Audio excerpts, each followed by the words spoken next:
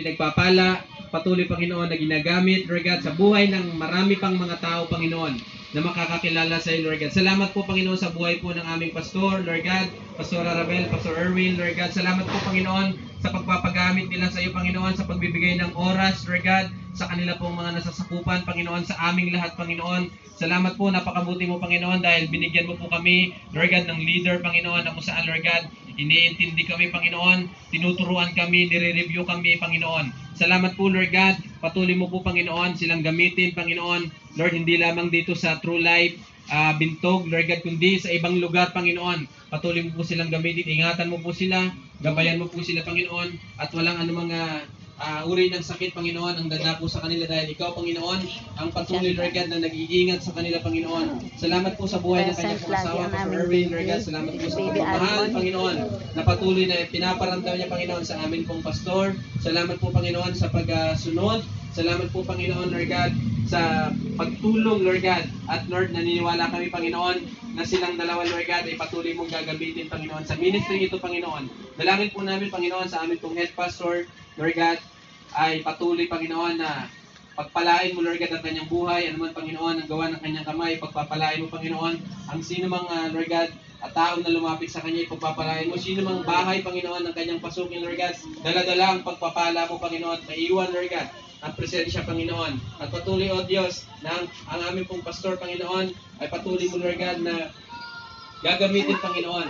At patuloy, Lord God, na ikaw, Panginoon, ang siya magbibigay, Panginoon, ng gantimpala sa kanila. Lord, maraming salamat sa panibagong taon, Panginoon, na idinagdag mo sa amin, sa kanyang buhay, Panginoon. Naniniwala po kami, Panginoon, na punong-puno pa ito, Lord God, ng mga bagay, Panginoon, na gusto mong ipagawa sa kanya, Panginoon. At patuloy na lalago, Panginoon, at lalakas, Panginoon, at ang church na ito, Lord God, na pinagkatiwala mo po sa kanya, Panginoon, ay patuloy na lalago at dadami, Panginoon.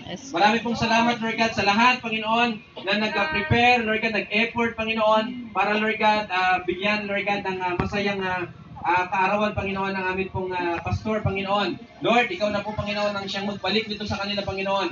At nagpapasalamat po kami sa araw na ito. Pinupuri ka namin, pinapasalamatan ka namin. Ito pong aming dalangin sa pangalan ni Jesus. Amen! Praise the Lord. Amen. Okay, sige po, mag-ano po tayo, mag-message po tayo. Okay, hindi na ako magtawag. O sino na lang yung gusto magbigay ng message para po sa ating pong head pastor. Amen. Iuhuli natin siyempre yung kanyang husband. Ayan. O sige, si Ate Sherry muna.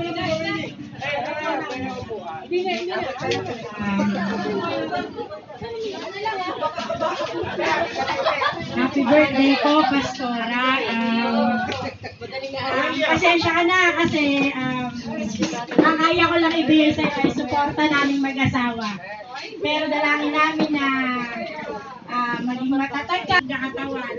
Tapos, salamat dahil sa ganito namin pagkakataon.